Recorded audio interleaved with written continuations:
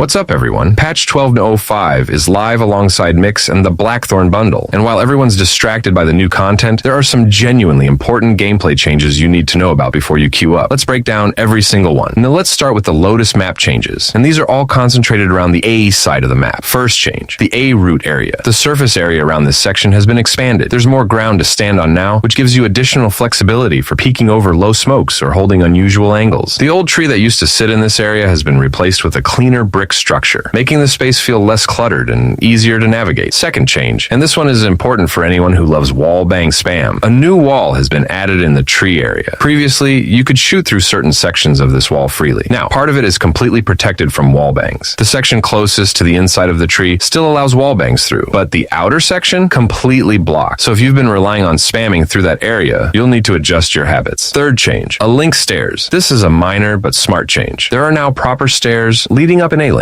Previously, this was an awkward geometry situation. Now it's a clean staircase. And importantly, you can still throw utilities straight through here. The lineups and throws that worked before still work now. Riot kept that intentionally. Fourth change, the A-stairs cubby. This is a really interesting one. Previously, the wall on the left side of a stairs created only a tiny corner to hide in, barely enough space to do anything meaningful. Now it's a proper cubby with significantly more room. You can genuinely tuck yourself deep into this spot and hold aggressively with a shotgun or a close range weapon. This creates a new defensive option that didn't really exist before. Fifth change, a site plant area. The bomb site plant zone has been slightly reduced. There's now less area where the spike can be planted, and which should make post-plant situations slightly more predictable for defenders. And one important thing to note, everything else on Lotus is identical. B site, C site, mid, all the rotations, nothing changed. And despite rumors and Twitter leaks suggesting Fracture would also receive changes, Fracture is completely untouched. Everything on Fracture looks the same as before. Now, let's talk about the change Skye mains have been waiting forever for. Skye's guiding light flash is now rechargeable. This is a fundamental shift in how Skye is played. Previously, her bird flash was a consumable. Once your charges were spent that round, they were gone. Now it recharges on a 60-second cooldown. What this means practically, you no longer need to ration your flashes. You can flash for a teammate's push, and 60 seconds later, you have another one ready. In longer rounds especially, this completely changes your value as an initiator. Skye was already a solid pick. This buff pushes her comfortably into the meta conversation again. Moving to the nerfs, Yoru is taking 2 significant hits. Gate crash duration drops from 30 seconds to 15 seconds. Half the time window for your teleport plays, you need to commit faster and be more decisive with every gate crash you throw. Blindside flash drops from 2 charges to 1 charge. 1 flash per use, make it count every single time. Riot's reasoning was clear. Yoru was taking space and rotating too efficiently, bleeding into initiator territory while still being classified as a duelist. These nerfs push him back toward a more defined role. Clove also gets hit with 2 nerfs that directly target her most controversial mechanic, the post-death impact. Ruse smoke duration, while dead drops from 14 seconds to 6 seconds. 6 seconds is barely enough time to execute through a smoke effectively. This massively reduces Clove's ability to impact rounds from beyond the grave. Metal's area of effect shrinks from 6 meters to 4 meters. More precise placement required, a smaller mistake margin when using this ability. Together, these changes make Clove's death actually feel like a disadvantage rather than just a minor inconvenience. And finally, something that affects every single player, the settings UI has been completely reworked. The new interface is dramatically cleaner and more organized. Controls, video, audio, communications, and hardware are all restructured into a more logical layout. Profile management is improved. You can create and switch between different settings profiles much more easily. This is one of those quality of life changes that sounds small, but genuinely improves your daily experience every time you open the settings menu. That's all for today. Drop a comment. Which change impacts your gameplay the most? Like and subscribe for more patch coverage. I will see you in the next video. Allah Hafiz.